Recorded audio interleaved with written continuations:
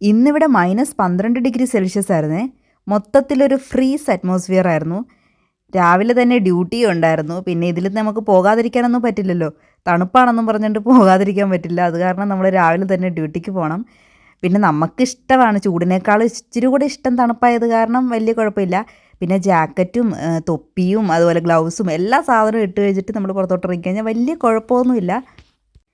കാറ്റുണ്ടെങ്കിലാണ് നമുക്ക് ഒട്ടും സഹിക്കാൻ പറ്റാത്തത്. നമ്മൾ ഓടി എങ്ങനെയും അകത്ത് കയറാൻ നോക്കും. കാരണം കഴിഞ്ഞ 3-4 ദിവസമായിട്ട് ഭയങ്കര കാറ്റൊക്കെ ആയിരുന്നു. ആ സമയത്തൊക്കെ നമുക്ക് പുറത്ത് നിൽക്കാനേ പറ്റുന്നുണ്ടായിരുന്നില്ല.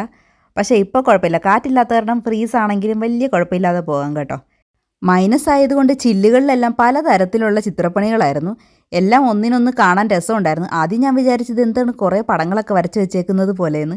പിന്നെയാണ് മനസ്സിലായത് മൈനസ് ആണല്ലോ അതിൻ്റെ ആണെന്നൊക്കെ. നല്ല രസമുണ്ടായിരുന്നു ഓരോന്നും കാണാൻ വേണ്ടിയിട്ട്. അവിടുന്ന് പിന്നെ തിരിച്ചൊക്കെ ഇറങ്ങി വീട്ടിലോട്ട് പോകുന്ന വഴിക്കാട്ടോ എൻ്റെ കണ്ണിൽ ചെറുതായിട്ടൊരു ഭാരം തോന്നി.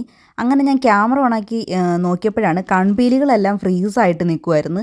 അത് നിങ്ങൾക്ക് കാണാൻ പറ്റുന്നുണ്ടോയെന്ന് അറിയില്ല. ചെറിയ ചെറിയ വെള്ള ഇതായിട്ട് ഇങ്ങനെ മഞ്ഞ് വീണ് നിന്നേക്കുന്ന പോലെ നല്ല രസമുണ്ടായിരുന്നു അത് കാണാനും. അത് കണ്ണിലിങ്ങനെ വരുമ്പോഴും നല്ല രസമുണ്ടായിരുന്നു. ഒരു ചെറിയൊരു ഭാരം തോന്നും നമുക്ക് ആ കൺപീലികൾക്ക്. പക്ഷേ നല്ലൊരു സുഖവും കൂടെ തോന്നും കേട്ടോ. കണ്ണിന് ഭയങ്കര ഒരു കുളിർമ ഉള്ളതുപോലെ തോന്നും. മുമ്പത്തെ വർഷമൊക്കെ ഇങ്ങനെ വന്നിട്ടുണ്ട്. പക്ഷേ ഇത്തവണ വന്നപ്പോൾ എനിക്ക് പ്രത്യേക ഒരു ഫീൽ തോന്നി. നന്നായിട്ട് ഇങ്ങനെ ഫ്രീസായിട്ടിരുന്നപ്പോഴേക്കും എനിക്കത് ഭയങ്കരമായിട്ട് ഇഷ്ടപ്പെട്ട്. അതൊരു 2-3 തവണ ഞാനിങ്ങനെ തട്ടിക്കളഞ്ഞിട്ട് പിന്നെയും കുറച്ചും ദൂരം നടക്കുമ്പോഴേക്കും പിന്നെ അങ്ങനെ ആവുന്നുണ്ടായിരുന്നു കേട്ടോ. അധികം സമയമൊന്നും എടുക്കുന്നില്ലായിരുന്നു. അപ്പോൾ ഇന്ന് ഇത്രയേ ഉള്ളൂ. Bye bye.